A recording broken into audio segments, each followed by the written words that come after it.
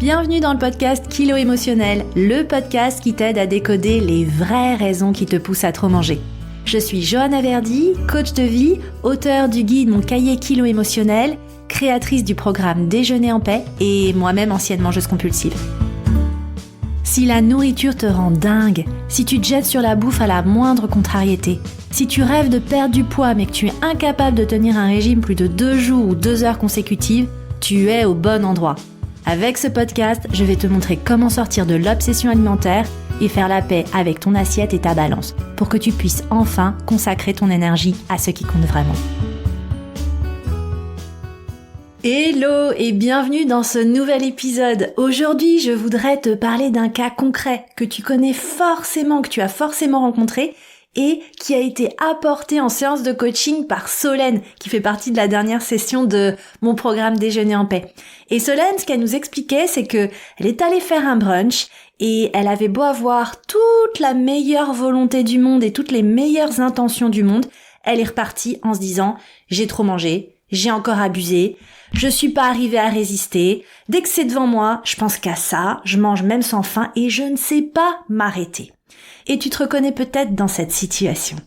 Dans l'épisode précédent, l'épisode 131, on a parlé du rassasiement, du fait que tu ne ressens pas forcément le moment où c'est assez. Et aujourd'hui, j'ai envie qu'on aille encore plus loin avec cette situation concrète. Parce que même si tu commences à retrouver et à réidentifier des sensations, devant un buffet et devant la nourriture à volonté, on va pas se mentir, tout est amplifié. Pourquoi ? Parce que tu as plus de choix, plus de stimulation visuelle, gustative, plus de tentation. Et du coup, dans ces moments-là, c'est pas juste une question de sensation, c'est tout ton système de régulation qui peut dérailler. Alors du coup, il faut comprendre que le vrai problème, ce n'est pas l'abondance. Le vrai problème, c'est souvent la restriction en amont. Déjà, avant d'aller au resto, à cette réunion de famille ou à ce brunch à volonté, tu te dis « oulala, ça va être dangereux. Cet aliment-là, cette préparation-là, je devrais pas en manger. » Peut-être que tu as peur du pain, du fromage, du sucre et de tous les aliments que tu considères comme grossissants et donc t'exerces, en tout cas tu essayes d'exercer un contrôle permanent sur tes choix alimentaires. Le résultat, c'est qu'avant même d'avoir poussé la porte de l'endroit où tu te rends, eh bien tu crées déjà une tension, une obsession et une anticipation anxiogène. Et du coup, quand tu es enfin face à la nourriture, tu ne manges pas avec ton corps. Tu manges avec ton mental. Tu manges avec tes peurs, avec ton anxiété. Le problème, c'est que dans un buffet, tout ça est amplifié. Il n'y a pas un ou deux choix, il y a une infinité de choix. Ton cerveau s'active en permanence. Tu as l'impression qu'il faut goûter à tout, que c'est une occasion spéciale, que tu n'auras pas forcément l'occasion de remanger tel ou tel aliment. Résultat, encore une fois, tu ne manges plus en fonction de ton corps, tu manges en fonction de ce qu'il y a là devant toi, de ce qui est proposé, de ce qui remplit les plats et les assiettes. Et ce qui se passe vraiment dans ces moments-là, c'est pas que t'es dans la gourmandise, c'est pas ta gourmandise qui joue contre toi. En vrai, c'est du gavage sous tension. La gourmandise et le gavage, c'est pas la même chose. La gourmandise, c'est du plaisir, du choix, de la dégustation, de la présence. C'est être capable de savourer. En comparaison, le gavage ou la compulsion, c'est cette sensation d'urgence, de perte de contrôle, d'insatisfaction, d'obsession et de culpabilité. Si tu étais vraiment gourmande, ce que tu chercherais à optimiser, c'est le plaisir. Mais là, tu cherches juste à faire taire le bruit dans ta tête. Et ce qui est intéressant, c'est que tu as certainement déjà essayé plein de choses pour gérer ces situations. Mais en réalité, avec toutes ces fausses solutions, tu renforces au contraire le problème. Ces fausses solutions, elles peuvent ressembler à manger par anticipation. Je t'ai déjà parlé des œufs durs, en tout cas des blancs d'œufs durs qu'on mange avant un apéro ou avant un buffet pour être capable de résister. Peut-être que toi aussi tu t'appliques ça, peut-être que tu manges avant quelque chose, je sais pas, des bâtons de surimi, des œufs, une collation, avec la conviction que comme ça tu seras moins tenté. Et une de mes coachées, Elodie, m'avait justement parlé de ce genre de situation où elle devait se rendre à une réunion un matin et elle savait qu'il y aurait un buffet de viennoiserie. Donc, elle a mentalisé, elle a rationalisé, Elle s'est dit, pour ne pas manger ces viennoiseries, je vais prendre mon petit déjeuner et je vais même augmenter les doses de mon petit déjeuner. Comme ça, je serai bien rassasiée et je ne craquerai pas sur les viennoiseries. Son petit déj habituel, c'était muesli et banane. Et ben là, elle a gonflé la dose de muesli, elle a pas mis une banane, elle en a mis 2. Elle est vraiment arrivée l'estomac plein à sa réunion, dans l'espoir d'éviter le pain au chocolat. Mais le résultat, c'est qu'au final, elle est arrivée à sa réunion, il y avait du stress, il y avait forcément cette forme, tu sais, d'insécurité. Quand tu es dans une réunion, tu sais pas comment ça va se passer, surtout si tu dois présenter, etc. Donc, elle s'est déconnectée encore plus de ses sensations alimentaires, elle n'a pas été capable d'écouter sa faim. Elle essayait déjà d'arriver en mode contrôle, mais au final, son stress et ses émotions l'ont envahie, et elle ne pensait plus qu'à une chose, manger ses putains de pain au chocolat. Et elle en a pas mangé 1, elle en a mangé 3. Tu vois, dans cette situation, elle n'est plus libre, elle est encore plus obsédée, elle est encore plus insatiable. La deuxième fausse bonne idée, c'est de se restreindre avant. C'est de se dire, je vais manger moins aujourd'hui, par exemple je vais manger moins ce matin, ou je vais pas prendre mon petit-déj, ou je vais manger léger à midi, pour compenser le buffet à volonté que je vais avoir ce soir, ou le repas de famille très très copieux qui va m'être proposé ce soir. Résultat, t'arrives à table avec une sensation de faim qui est décuplée. Moi, j'aime rappeler que la faim, on ne doit pas en avoir peur. La faim, c'est un cadeau qu'on se fait. Quand on se fait ce cadeau et qu'on passe à table, le plaisir est décuplé, notre capacité à percevoir les signaux de notre corps, ce qu'on a envie de manger, en quelle quantité, tout ça c'est beaucoup plus simple et surtout, la satiété est beaucoup plus simple à percevoir. Mais le problème, c'est que si ta faim est démesurée, c'est comme si tu te prenais en pleine face un paquet cadeau gigantesque.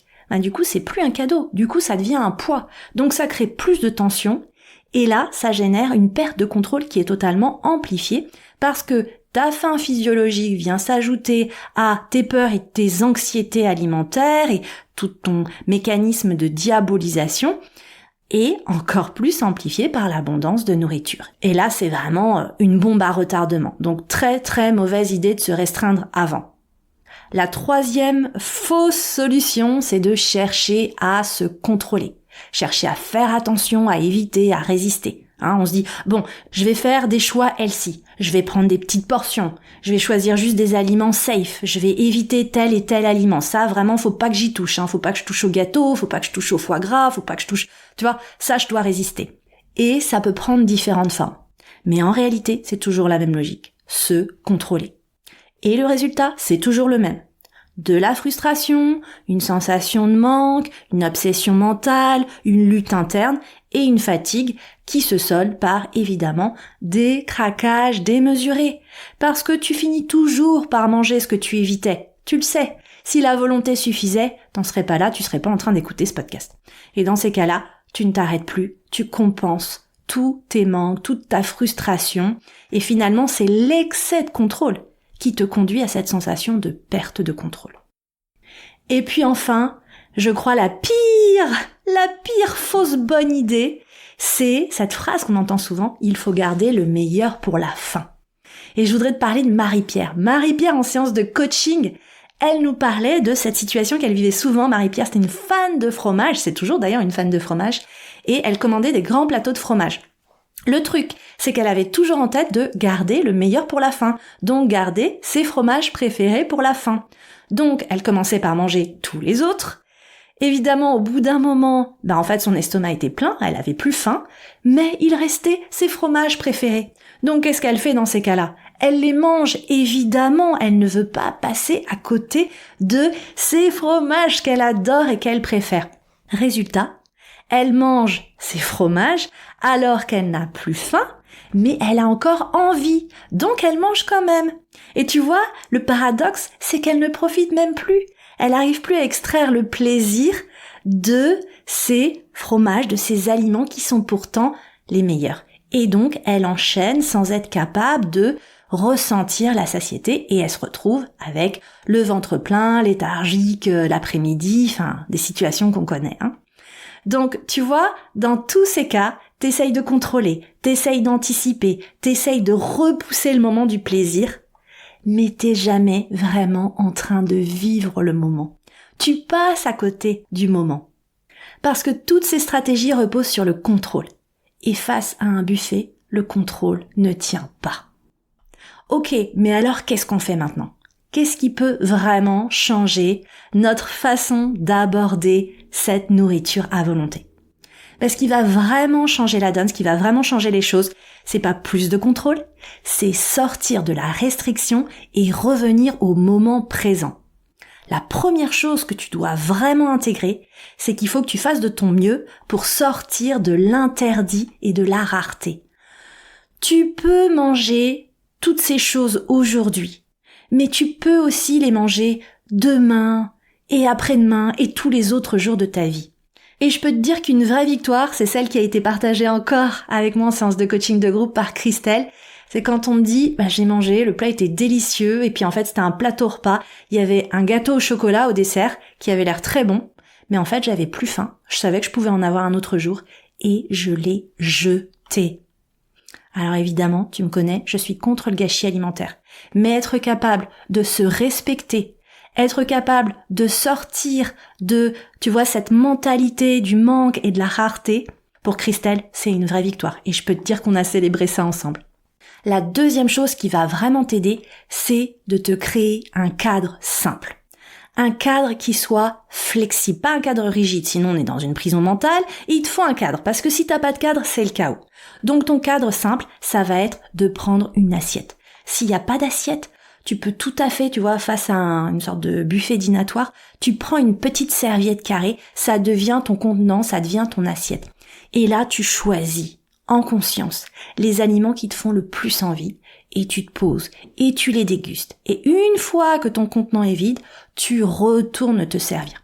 Sinon, tu picoreras sans fin parce que ça c'est vraiment le piège de ce qu'on appelle la finger food, ces petites bouchées que tu prends comme ça avec les doigts et que tu portes directement à ta bouche. Le cerveau n'enregistre pas forcément les prises alimentaires.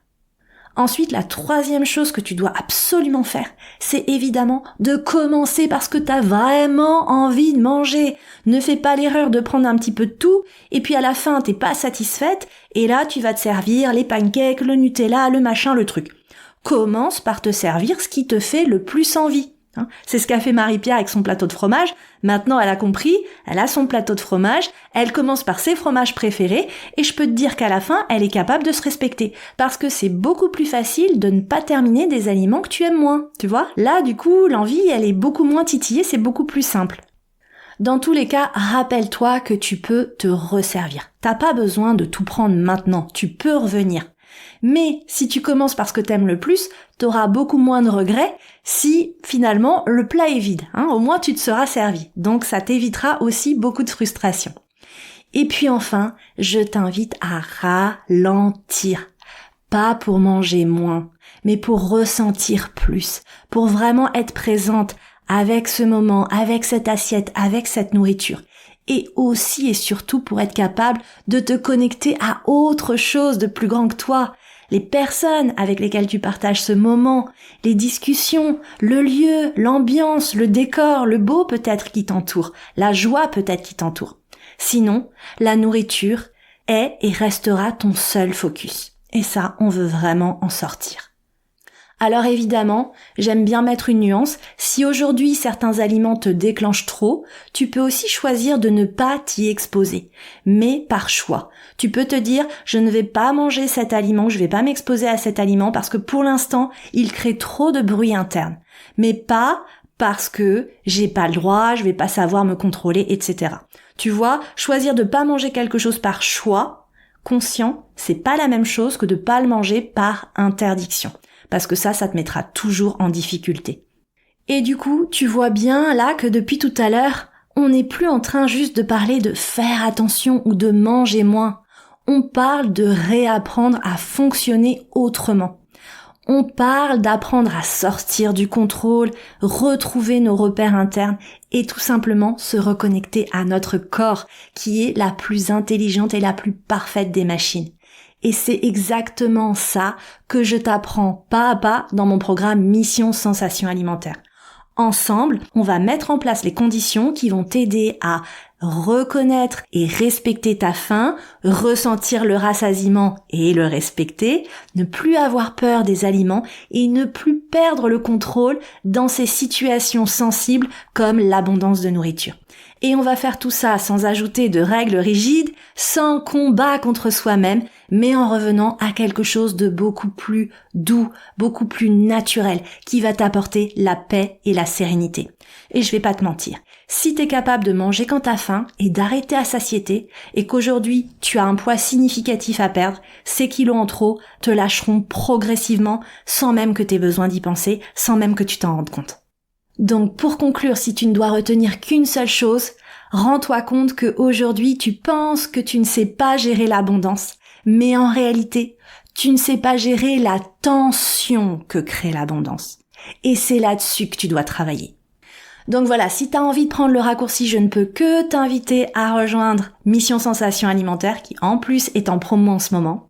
Et moi, je te retrouve dans le prochain épisode pour te parler d'un sujet brûlant dont on entend parler absolument partout en ce moment et que j'avais pas encore traité. C'est toutes ces injections coupe-faim qui promettent une perte de poids rapide. Ozempic, Wegovy, Mounjaro, tous ces produits sont devenus un véritable phénomène de société. On en parle sur les réseaux, on en parle dans les médias et certaines célébrités les utilisent et en parlent ouvertement. Alors forcément, ça pose beaucoup de questions. Est-ce que c'est vraiment une solution miracle? Est-ce que ça fonctionne pour tout le monde?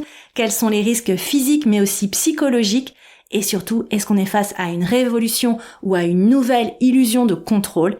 Je te parlerai de tout ça la semaine prochaine. Je te remercie pour ta présence et je te donne rendez-vous au prochain épisode.